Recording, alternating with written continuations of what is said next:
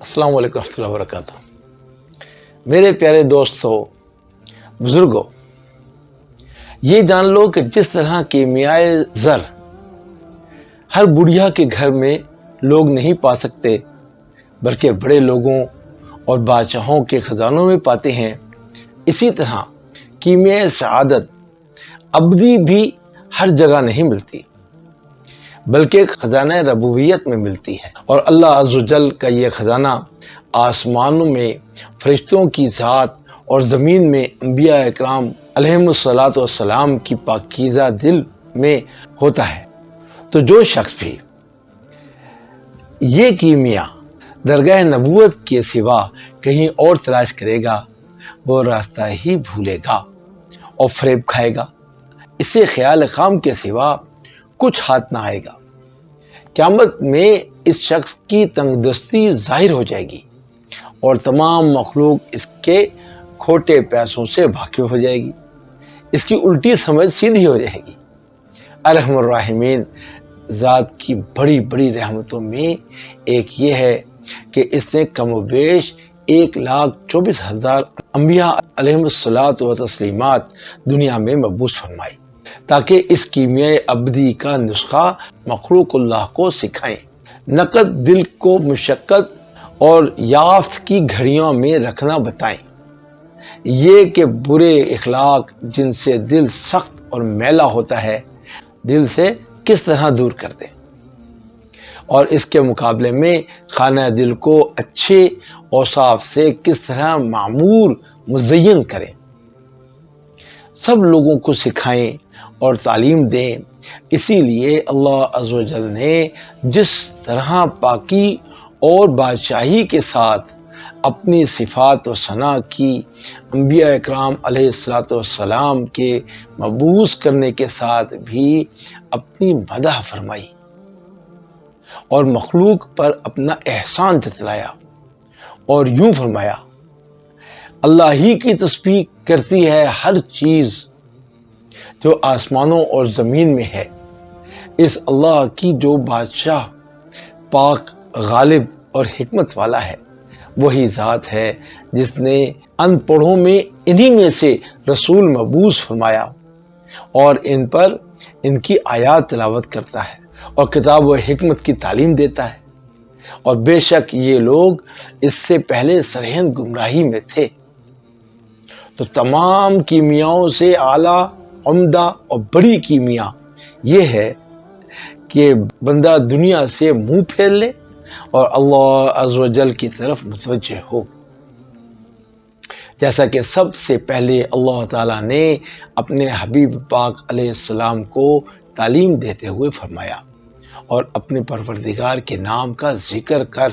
اور سب سے الگ رہ کر مکمل طور پر اسی کی طرف توجہ ہو جا، یعنی سب سے پہلے اپنا رشتہ تعلق توڑ لے اور اپنے آپ کو اپنے معبود برحق کے اختیار میں دے دے۔ یہ اس کیمیا کا اجمالی بیان ہے، یعنی رشتہ تعلق توڑنے کا مطلب یہ ہے کہ مخلوق سے کچھ نہ ہونے کا یقین بنا، مخلوق سے کچھ نہیں ہوتا، اس کو واسطہ چھوڑ دے۔ اس کی تفصیل بڑی دراز اور بے نہایت ہے۔ کیمیائے سعادت کے ارکان و اصول کی فہرست یہی ہے۔ ہم اس ویڈیو میں مذکورہ 4 عنوانات اور 40 اصولوں کی صاف واضح طریقے سے شرح کریں گے اور کوشش کریں گے کہ مشکل اور دقیق و باریک مضامین سے بچ کر بیان کریں تاکہ عام فہم ہو۔ جو شخص تحقیقات و تدقیقات کا خواہش مند ہو وہ عربی میں کتب کا مطالعہ کرے، جیسے احیاء العلوم، جواہر القرآن وغیرہ وغیرہ۔ یہ ویڈیو عوام کے فہم و دانش کے مطابق بنائی جا رہی ہے۔ مضامین کے لحاظ سے تقسیم اس طرح ہوگی کہ 4 چیزوں کی پہچان اس کا عنوان اور 4 باتوں کا جان لینا اس کے ارکان ہوں گے، اور ہر رکن میں 10 فصلیں ہوں گی، اور یہ قسط وار انشاءاللہ ہم آپ کے سامنے پیش کریں گے۔ عنوان اول یہ ہے کہ انسان اپنے آپ کو پہچانے، عنوان دوم یہ ہے کہ اللہ تعالیٰ کو پہچانے، اللہ عز و جل کی معرفت کو پہچانے۔ عنوان سوم یہ ہے کہ دنیا کی حقیقت کو پہچانے۔ عنوان چہارم یہ ہے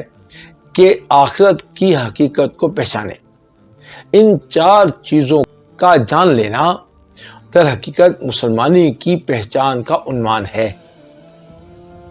اور معاملات اسلام کے ارکان چار ہیں،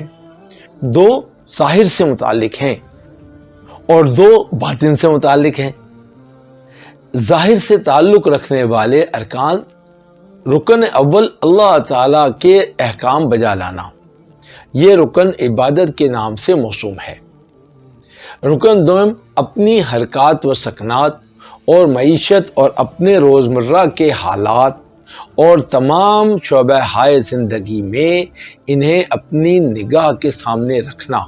اس رکن دوم کے معاملات سے تعبیر کرتے ہیں۔ باطن سے تعلق رکھنے والے دو رکن یہ ہیں: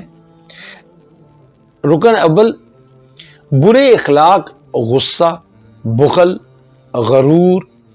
خودبینی وغیرہ وغیرہ سے دل کو پاک رکھنا۔ ان اخلاق رذیلہ کو مہلکات اور راہ دین کے عقبات یعنی مشکل گھاٹیاں کہتے ہیں۔ رکن دوم اچھے اخلاق جیسے صبر، شکر، محبت، رجا، توکل وغیرہ وغیرہ سے دل کو آراستہ کرنا۔ ان اچھے اخلاق کو منجیات یعنی نجات دینے والے کہتے ہیں۔ پہلے رکن میں عبادات کا بیان ہے،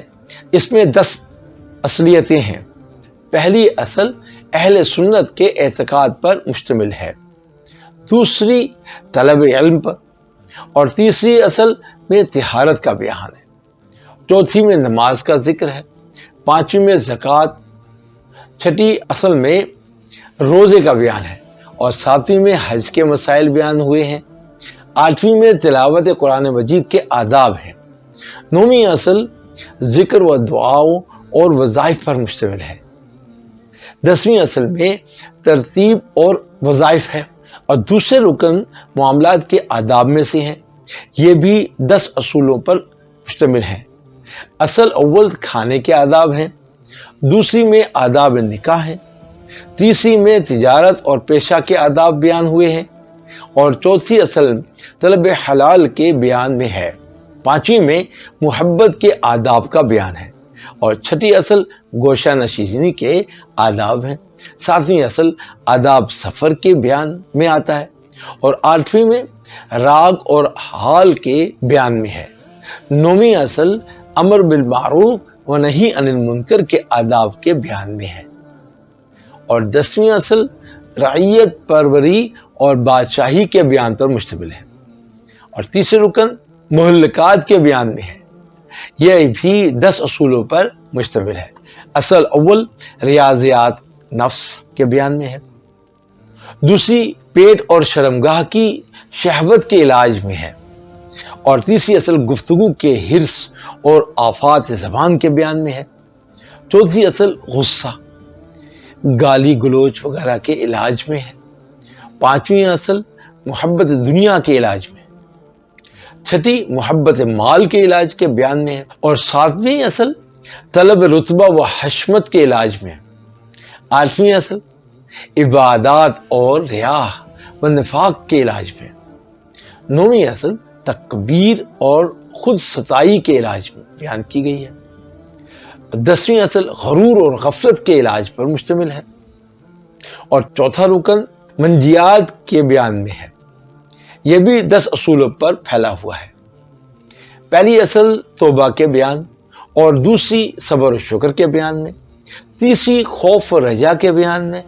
چوتھی درویشی اور زہد کے بیان میں ہے، اور پانچویں اصل نیت، اخلاص اور صدق کے بیان میں ہے، چھٹی اصل مراقبہ و محاسبہ کے بیان میں،